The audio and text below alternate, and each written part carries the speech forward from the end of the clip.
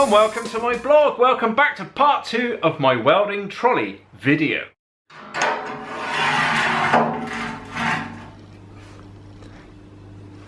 Perfect.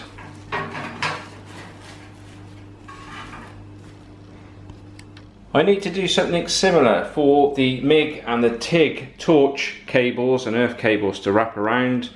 And what I was going to do is I was going to use a piece of box section. I've welded this peg at the front, I was going to put one at the back, piece of box section across there. Problem is, I haven't got much left. I wanted to use box section to retain the gas bottles at the back. As I haven't got much left, I've got a couple more offcuts like that, but if I use this to wrap the cables around, I'm not going to have enough of the bottles. And this was supposed to be a scrap metal challenge really for myself. So I normally end up spending hundreds and hundreds of pounds on odd bits of metal.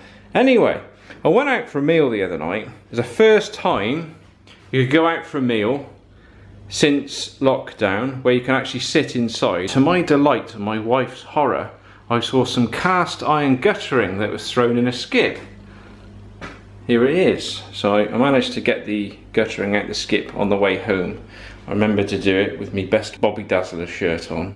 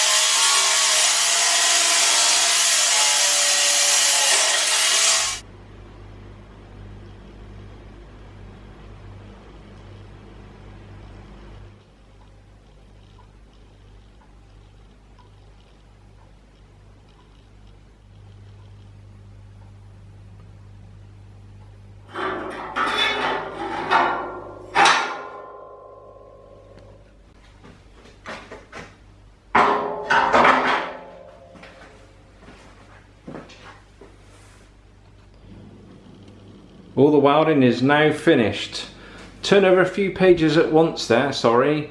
These gutter sections have made a perfect storage solution for the cables and the torches, for the MIG welder and the TIG welder. This is the MIG side. I've also done one down here for the TIG welder, and this can kind of double up for the plasma torch as well. I was going to mount one lower down for the plasma torch, but the problem is because the cables hang down a little bit, it would have meant that they'd have dragged on the floor, and I don't want it to be a faff. The whole point of this is to make things more convenient and more usable. You've got to be very careful when you're welding cast iron because it is extremely brittle.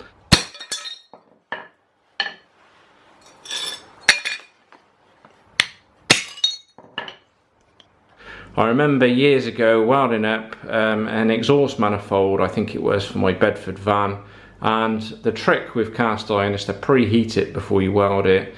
I didn't on this, but that is the trick to stop it from breaking if it's kind of like quite a sort of sensitive engineering job. And yeah, if you preheat it with oxygen acetylene, it expands. Of course, then when you start welding it, it's already greatly expanded before you start welding it, so you don't get that push-pull that's involved in breaking cast stuff when you weld it.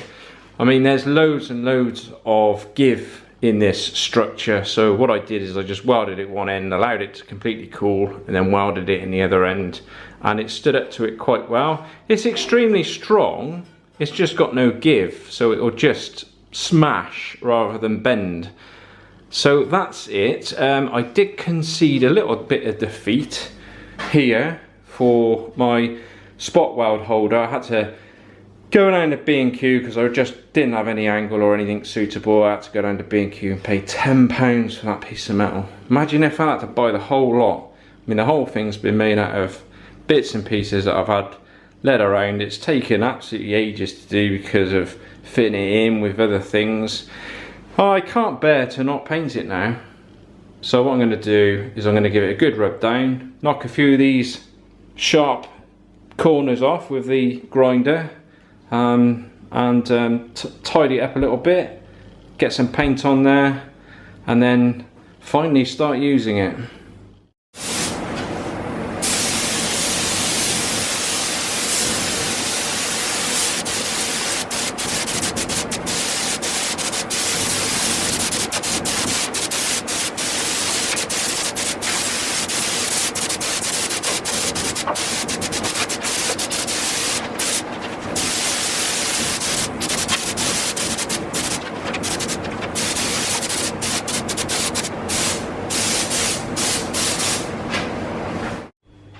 I just used some cheapo leftover paint that I bought off eBay a few years ago now. So I got this Arctic White, 5 litres of that, and I've got 5 litres of matte black.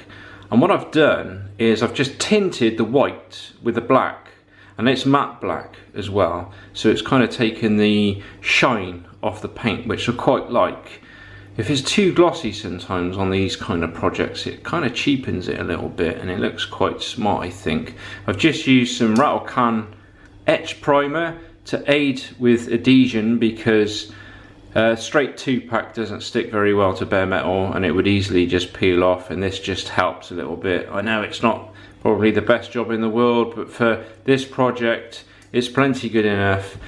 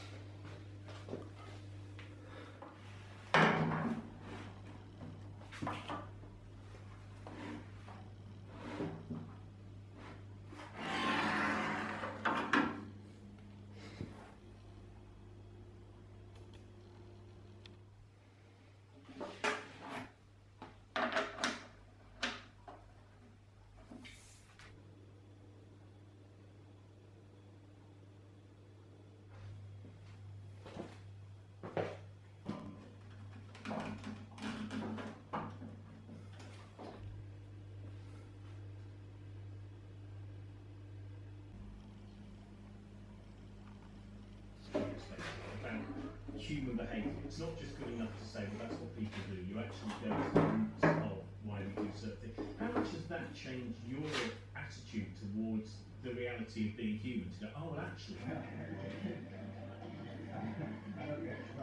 it's a matter of taste, I guess.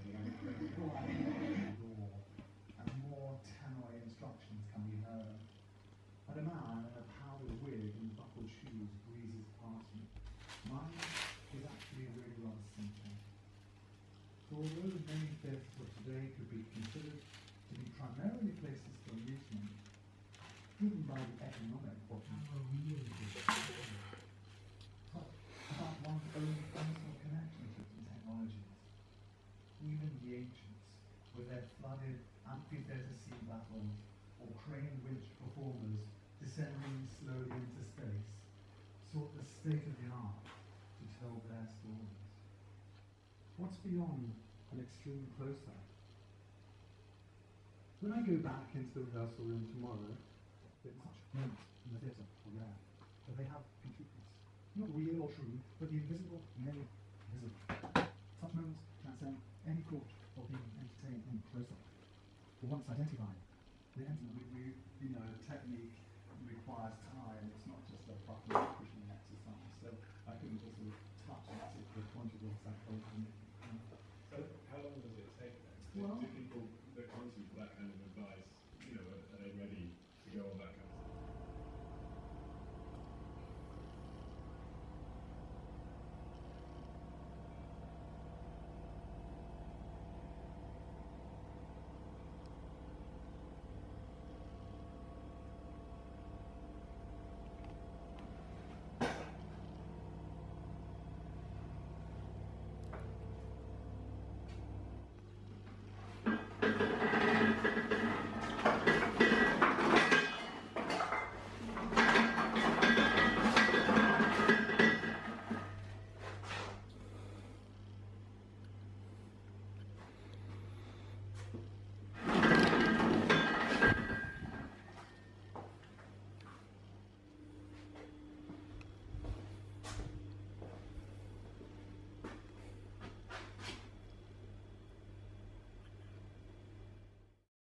Well, thanks very much for watching. Hope you enjoyed it. Didn't it come out well? I was really pleased with that one. People keep asking me about the final part of the Bedford van project videos, and I am working on part 20 as we speak. I've been compiling a lot of files. I want to try and make a good job as it's the last one, and people that are interested might want to follow my other YouTube channel, The Baking Bird. I'll put a link in the video description to that one.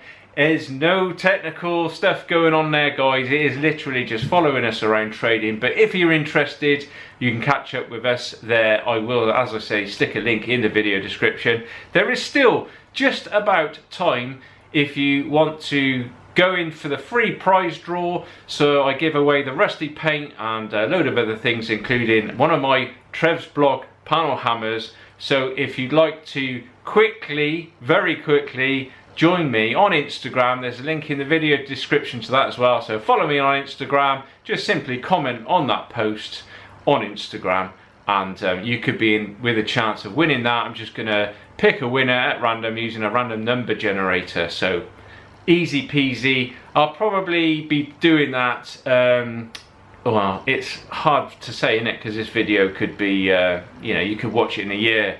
And if you're watching it in a year, then it's been over a year. So if you're watching this video on the day it's released, then in just a few days I will be picking a winner.